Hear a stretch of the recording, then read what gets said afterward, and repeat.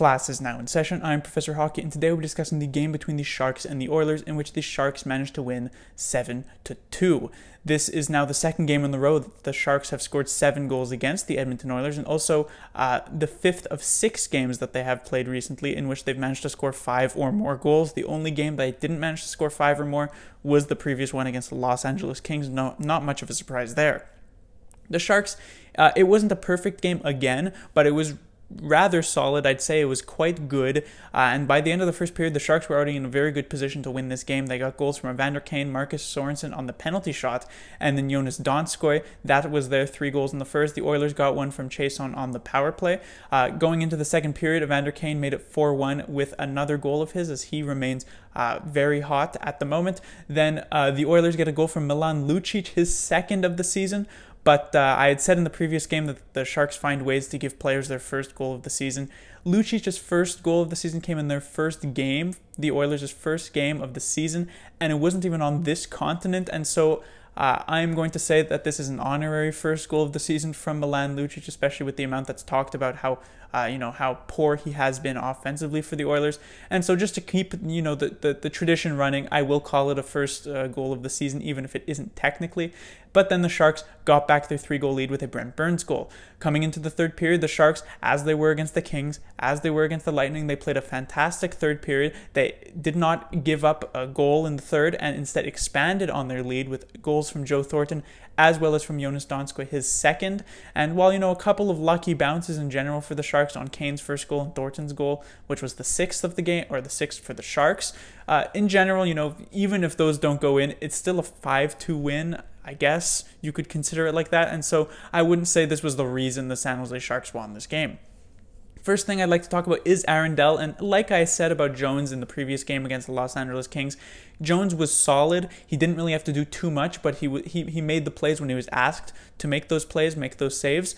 Aaron Dell was very similar tonight. He had no chance on either of these 2 goals, basically. Maybe he could have had the Lucic one, but I don't blame him for not having it. I'm just saying it was technically a possible save. But Dell made the saves when he was called upon, just let in a couple of goals, and so Dell, a nice little rebound game after his last few outings have been extremely rough. And so while this isn't a team like the Flames, where he led in the 8 goals, or a team like the Golden Knights, where he led in the 6, the Oilers aren't as good, but still a solid outing to certainly get his confidence back up.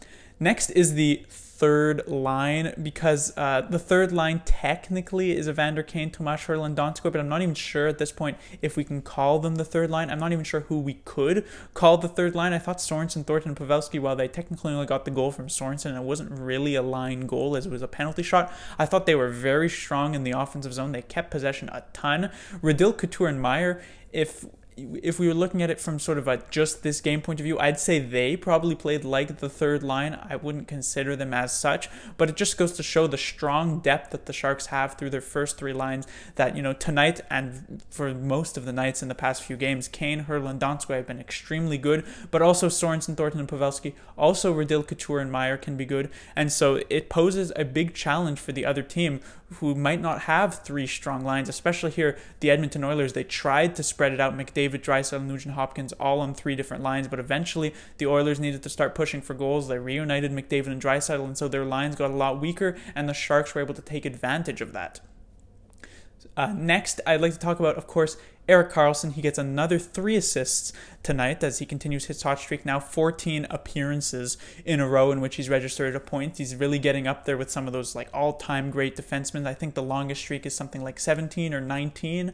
I'm not sure. Maybe Carlson could actually make a push for that. It's very unfortunate he was suspended in between, because it could be technically, I guess, a 16-game point streak if he managed to score points in those 2 games, which would have been insane. But 14 appearances is still good. Erik Carlson, the most interesting thing about him at the moment is, what will the Sharks do at the end of the season with his contract?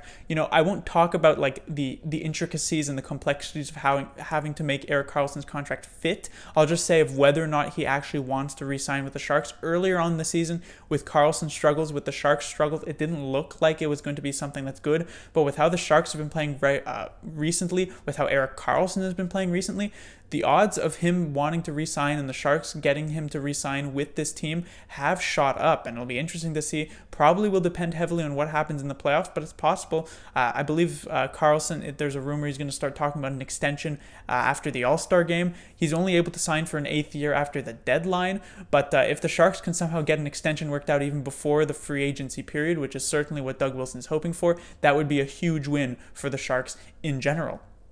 Next is the penalty kills. So to just be a bit more negative about this game, the Sharks gave up the power play goal to chase on. I believe the Sharks gave up took 3 penalties, so the Oilers had 3 power plays, and they only had the 1 goal, but they certainly could have had a goal in any of the other 2 penalties. It could have very easily been 3 for 3 night for the Oilers on the power play. They hit posts from McDavid. Chason had a couple of great opportunities. He could have had a second goal, maybe even a hat trick in this game, because the Sharks penalty kill has been struggling as of late. The previous game against the Kings, they didn't take a penalty, so we didn't get to see it. The game against the Lightning, it was strong and against the league's best power play, but prior to that, the Sharks have been giving up these power play goals just randomly to some of these teams, and the Sharks, even earlier on in the season, when the goaltending wasn't great, the defense wasn't great, the offense was inconsistent. The one good part about the San Jose Sharks, the one consistent part, was that penalty kill. They were second in the league for a good portion of the start of the year, only behind the very strong and insane start from the Arizona Coyotes. But now the power play has improved, the offense is red hot, the defense is playing better, and the goaltending is playing better. But it's the penalty kill, really the one thing that's in decline at the moment. If the Sharks can get it back to early season levels, the Sharks will be an extremely dangerous contender in the league. But right now it is faltering a bit, and it could be the fault of the fact that the Vlasic and Braun still are not in the lineup. The Sharks have been stepping up, as I said, huge. They had another decent defensive game, but when it comes to the penalty kill, they seem to definitely be missing Vlasic and Braun here tonight.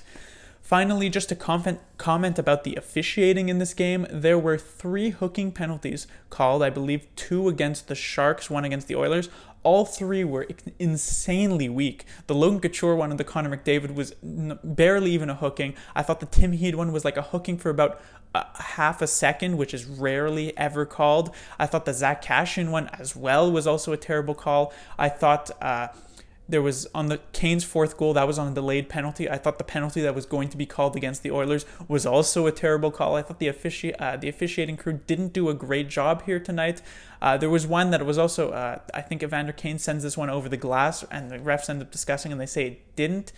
There was a terrible replay of it. They couldn't really find a good angle that showed if it did, but some people believed that it did. So if that would also be a bad call, although not as terrible as the first few. But so I thought the officiating crew, it didn't matter in this game in the end, but I thought the officiating crew really struggled tonight. Not something I normally mention, but just thought I would bring it up. But that will do it for this review. The Sharks will be back in action against the dreaded Vegas Golden Knights, a team that have had the Sharks number all the way back since last year. The Sharks only managed to win a single game against the Golden Knights in the regular season last year. That one was in overtime. They then played them in the playoffs, lost in 6 games, and their only game this season against them, they lost probably a disastrous, maybe worst game of the season, 6-0. The Golden Knights have also been extremely hot as of late. They've won, I believe, 7 in a row, and they've won like a good chunk of their last few games. They're very similar record to Tampa Bay Lightning in their last few games. And so the Sharks are also on a very good hot streak, and so this is like an unstoppable force meets an immovable object. We'll see which team actually drops in this game. This is a very important game for the Sharks, not just to move up in the standings because this is a 4-point game, but also a good measuring stick game because, yeah, it was good that they beat Tampa, but they won't see Tampa unless they meet in the Stanley Cup Finals. The Golden Knights at the moment seem like an extremely likely team that the Sharks can meet, and they might even meet them in the first round, but at least the second round if the Sharks make it, most likely, unless the Golden Knights were to get upset in that first round. And so if the Sharks can't find a way to consistently beat this team, the Sharks could be in trouble when it comes to the playoffs. So this is going to be a very important measuring stick game, and maybe one of the most important game of the season up to this point. Class dismissed.